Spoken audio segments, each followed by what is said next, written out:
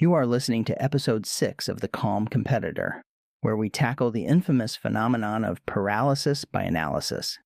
In this episode, we'll learn the art of chunking and how giving your conscious mind a tiny, immediate job allows your automatic muscle memory to perform flawlessly. How winners stop thinking about winning. Picture this. You are standing at the end of a diving board, 3 meters above the water. The pool is turquoise. Still, you can see the drain at the bottom. Your feet grip the rough fiberglass edge. Your coach is watching from the bleachers. The meet starts in 40 minutes. You have dived this entry hundreds of times. In practice, alone, with music in your ears. You know it. Your body knows it. And yet, you're standing here thinking, what if I mess up the entry? What if I bend my knees? What if the splash is huge and embarrassing? What if I lose points and it costs the team? And everyone watches me climb out of the pool knowing it was me. What if your feet shift, something in your legs goes tight, and for one absurd, awful moment, you have almost forgotten how to do a thing you have done 500 times? What just happened to your brain? And why does thinking harder about doing something well sometimes make you worse at it? That question turns out to be one of the most productive puzzles in the science of how humans perform. The answer is not what you would guess. And once you understand it, you will see something completely different when you watch anyone compete. Most people, if you ask them, would say that performing well is about thinking clearly. The better your focus, the better you do. That sounds right. It has the reasonable feeling of a thing that should be true. The brain is in charge of the body. More brain involvement should mean more precision. A surgeon concentrates. A chess player concentrates. So an athlete concentrating hard on every detail of their movement should, logically, do better. When something goes wrong in a performance, a stumble, a missed note, a fumbled catch, the instinct is almost always the same. Pay more attention next time. Focus harder. Think it through more carefully. And it almost works. For beginners, this is exactly right. When you are first learning to shoot a free throw, conscious thought is your ally. You need to think about elbow angle and wrist flick and follow through because none of it is automatic yet.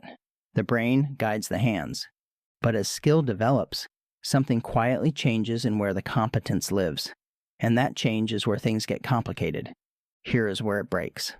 In 2001, the psychologist Sian Beilock, a researcher who spent her career studying the precise moment that expert performers come apart, began running a series of experiments with skilled golfers. The task was simple: put a ball into a hole a short distance away. These were experienced players. The putt should have been easy.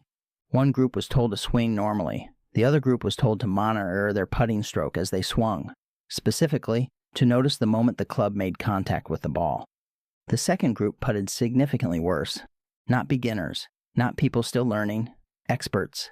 The monitoring instruction, the explicit order to pay close attention to a skill they already had, degraded it. Their accuracy dropped. Their timing changed. Something about the act of watching themselves closely broke something. Beilock called this paralysis by analysis. The name implies a dramatic failure, but the actual mechanism is quieter and stranger than any collapse. Nothing was lost from memory. The skill was intact. The damage was not to the knowledge, it was to how the knowledge was accessed. And that distinction is the entire puzzle. Why would accessing your own skill differently make it worse? Here is what the brain actually does with a learned movement.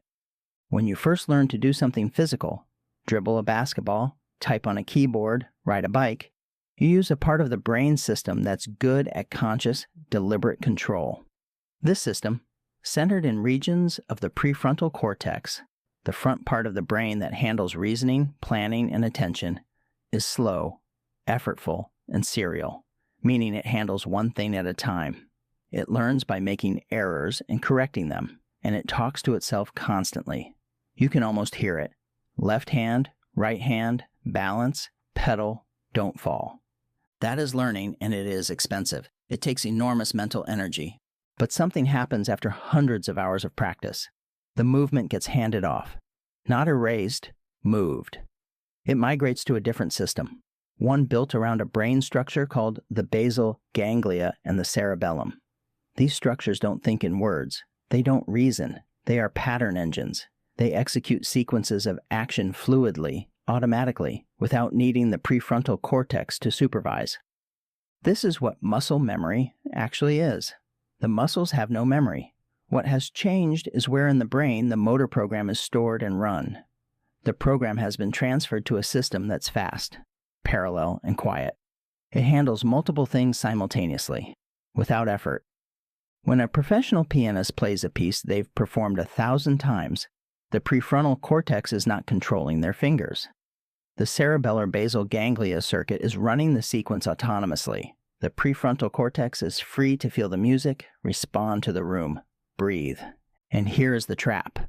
When you are standing on that diving board thinking hard about every movement you're about to make, you are pulling the execution back out of the automatic system and trying to run it again through the slow, deliberate, conscious system.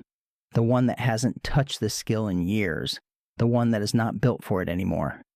You are trying to fly the plane manually when the autopilot has been running it perfectly for 1,000 hours. The override introduces errors the autopilot would never make. This is where the second layer becomes visible. The automatic system, the cerebellum and basal ganglia running your rehearsed skills, needs one thing to function: to be left alone. It doesn't respond to instruction. It responds to cues. It runs when conditions are familiar, when attention is elsewhere, when the conscious mind is not watching. This creates a problem for anyone performing under pressure, because pressure, the awareness of stakes, of consequences, of being watched, does something very specific. It directs attention inward. It makes you watch yourself. And the moment you start watching yourself execute a skill you have automated, you have triggered the override. A soccer player who has practiced penalties for 5 years can put a ball in the top corner almost without thinking, but ask them to describe, in words, what their kicking foot does at the moment of contact, and their next kick may go wide. The act of verbalizing the skill forces it back through the conscious system, like translating a fluent sentence into a language you learned last year. The pressure doesn't erase the skill. It redirects attention to the skill, and the redirection is what causes the failure. Beilock documented this across many domains: putting in golf, shooting free throws, solving math problems under time stress, taking tests when the stakes feel high. The same architecture, the conscious system, trying to help, inserting itself into an automatic process and making it awkward. Now, connect the two layers. The brain has two modes of executing learned skill: deliberate and automatic. Deliberate is for learning. Automatic is for performing. The failure mode of expertise is not forgetting. It is accidentally switching modes at the wrong time. Pressure triggers self-monitoring. Self-monitoring triggers the switch. And the switch, for any well-practiced skill, makes it worse. And here's what changes everything. If the problem is attention redirected to execution, then the solution is to give attention somewhere else. Something to attend to that is not the movement itself. This is what chunking actually does in the brain, not as a productivity trick or a pep talk, but as a neurological operation. When you break a performance into small, immediate process cues, not win this match, but watch the ball, not don't mess up, but one breath, then release, you are not just calming yourself down. You are providing the conscious system with a task, something to hold, a job. And when the conscious system is occupied with the cue, the small, immediate, achievable thing, it is not watching the automatic system run the skill. The autopilot gets to fly. Think about it this way. When you learned to ride a bike, someone probably told you to look where you wanted to go, not at the wheel. That instruction wasn't just about balance. It was about giving your prefrontal cortex something useful to do, a target. Because if you looked at the wheel, you'd start consciously managing the wheel, and the automatic balancing system your body was building would get constantly interrupted. Process cues work the same way. Watch the seams on the ball. Plant your left foot first. Keep your chin down. These are not reminders about mechanics. If you've practiced enough, the mechanics are in the automatic system. These are occupying the conscious system so it stops interfering. The runner who counts strides. The gymnast who focuses on a spot on the wall during a beam routine. The batter who narrows attention to the pitcher's release point. They are not thinking less. They are thinking about something small, immediate and external, which is neurologically different from thinking about their own performance. Two things are now true at once. First, the athletes who perform best under pressure are not the ones trying hardest to perform well. They are the ones who have learned to occupy the part of the brain that would otherwise interfere. Second, this is why just focus is almost useless advice. Focus on what? If you tell a nervous performer to focus harder, they usually focus harder on the outcome, on whether it's working, on what failure would mean, and they have now handed the conscious system exactly the wrong job. The practical resolution is almost absurdly simple, and yet it is almost never what pressure tells you to do. Instead of asking, "How am I doing?" you ask a smaller question. What is the next immediate thing? Not the score, not the impression, not the consequence, the next thing. One step, one breath, one movement, something achievable. When the next thing is genuinely small, genuinely doable, the conscious system accepts the job and gets busy. And the automatic system, the fast one, the trained one, the one that holds 5 years of practice, runs without supervision. You are back on the diving board. The pool is still turquoise. The drain is still visible at the bottom. Your coach is still in the bleachers. But something is different about how you are standing here. You are not thinking about the splash, not running calculations about the judges' faces. You have one cue, one thing. Arms straight at the top. Just that. Your conscious mind wraps around that small, reachable thing and holds it. Elsewhere, quietly, in structures deeper than thought, the rest of the program is already loaded.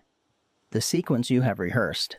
The trained movements waiting in the system that does not need your help.